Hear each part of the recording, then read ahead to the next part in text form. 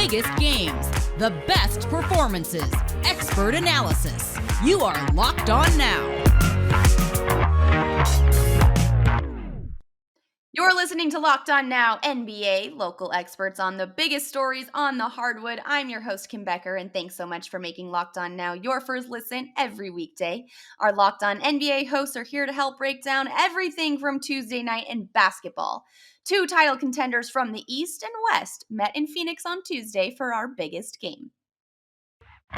The biggest game.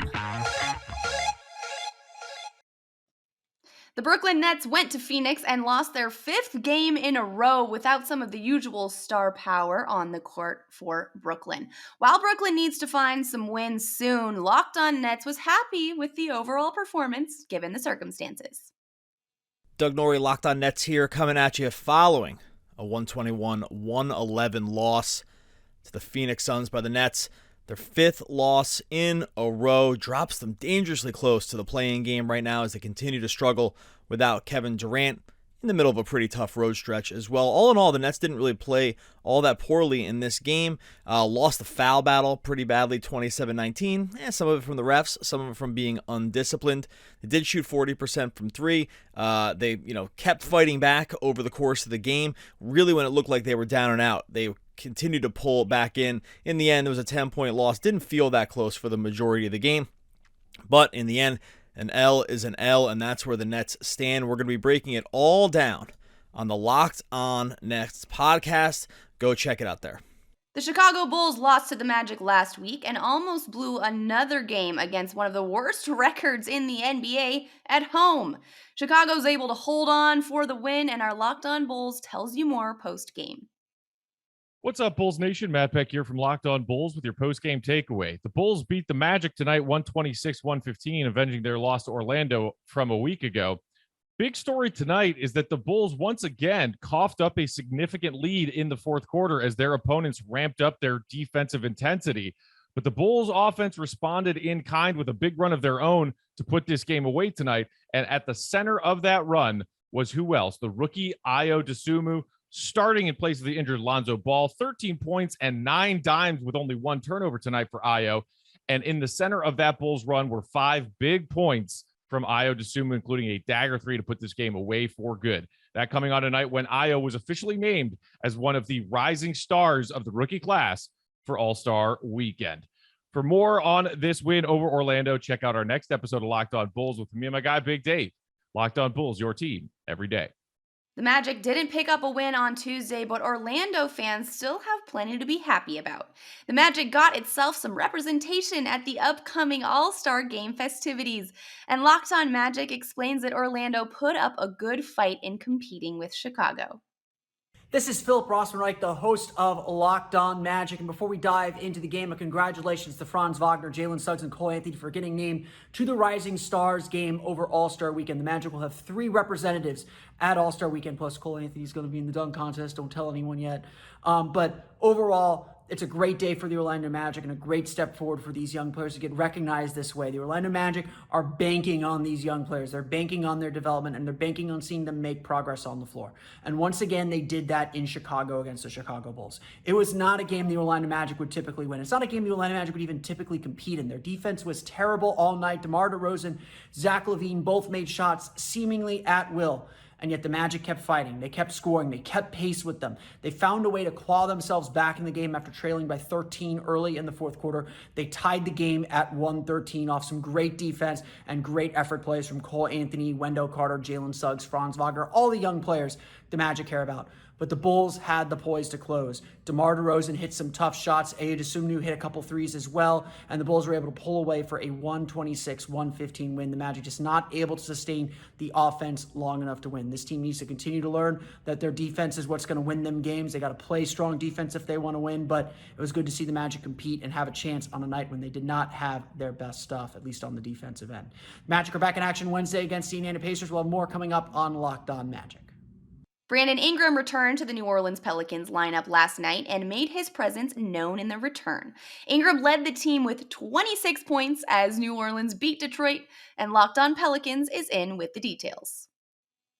It's a pretty big difference when your best player is healthy. I'm Jake Madison, host of Locked On Pelicans and Locked On NBA. Brandon Ingram returned to the court for the New Orleans Pelicans, and they go out and beat the Detroit Pistons 111-101. Turns out good players make a difference, and Brandon Ingram was the leading scorer in this game, finishing on the night with 26 points. But it was really the bench that got the Pelicans the win. New Orleans had 4 guys in double figures off the bench, including rookie Trey Murphy, who finally got some playing time. So it's a win, but it wasn't easy against a mediocre at best team, and just shows you that New Orleans needs to make a move at the trade deadline if they want to make the play-in tournament. Will it be CJ McCollum? Maybe somebody else? And we should be getting an update on Zion Williamson this week. If it's good news, could he help them get into the postseason? I'll be covering it all over at the Locked On Pelicans podcast. The Detroit Pistons were getting players back in the lineup last night as well, and looked like it would be Detroit able to take advantage of the fresh legs early. But New Orleans made a comeback, and Locked On Pistons has to explain another blown lead post-game. The Detroit Pistons lose another game by a score of 111-101 to the New Orleans Pelicans tonight. Host of the Locked On Pistons podcast, Ku Cahill here. This was really a tale of two halves for the Pistons. They got the return of Jeremy Grant and Kelly Olynyk tonight. And in the first half, everything was going really well. Jeremy Grant hit 3 threes. Kelly Olynyk was bringing much-needed spacing to the floor, specifically in the second unit. Players were playing really well. Cade was playing decently well. Corey Joseph was playing pretty well. Killian Hayes was playing pretty well. Overall, the whole team just looked like it was functioning on a much better level than they had been previously. This is like the healthiest the Pistons have been probably all season. And then in the second half, everything just fell apart. Saddiq Bey had a really rough night, 2 of 10, 1 of 7 from deep. Jeremy Grant missed all of his three-point attempts in the second half, and Cade Cunningham went down with a hip pointer injury. I don't know if he's going to miss any time with that, but he did not end up playing the majority of the second half because of that injury. So the Pistons ended up having a big lead and lost all of it, and ended up losing by 10 points to the New Orleans Pelicans. We'll talk about more of this on tomorrow's episode of the Locked On Pistons podcast. Coming up, Gary Trent Jr. stayed hot for the Toronto Raptors. This is Locked On Now NBA. It's the new year, so that means New Year's resolutions. If you're all about getting fit or eating healthier, make sure that you include Built Bar in your plan. Built Bar is the protein bar that tastes like a candy bar, maybe even better than a candy bar. Built Bar makes it easier to stick to your resolution because it tastes so good, you'll want to eat it. Unlike other protein bars, which can be chalky, waxy, and taste like a chemical spill, Built Bar is covered in 100% real chocolate. I get it. You want to eat healthy, but it's just so boring. By like week 3, week 4, right now, February, you might be thinking this is just not worth it. Where's the chocolate? Well, again, Built Bar is covered in 100% real chocolate, and it contains 130 calories, 4 grams of sugar, 4 net carbs, and 17 grams of protein. Compare that to a candy bar, which usually has around 240 calories, 30 grams of sugar, and dozens of net carbs.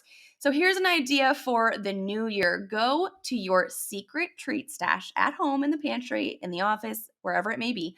Throw out all of the sugary or calorie-filled treats and replace them with Built Bars. So when you're craving that snack or treat, you can reach for something that's actually healthy and it tastes incredible. And even if you're not a huge fan of working out, you can at least eat something that tastes good and it's good for you.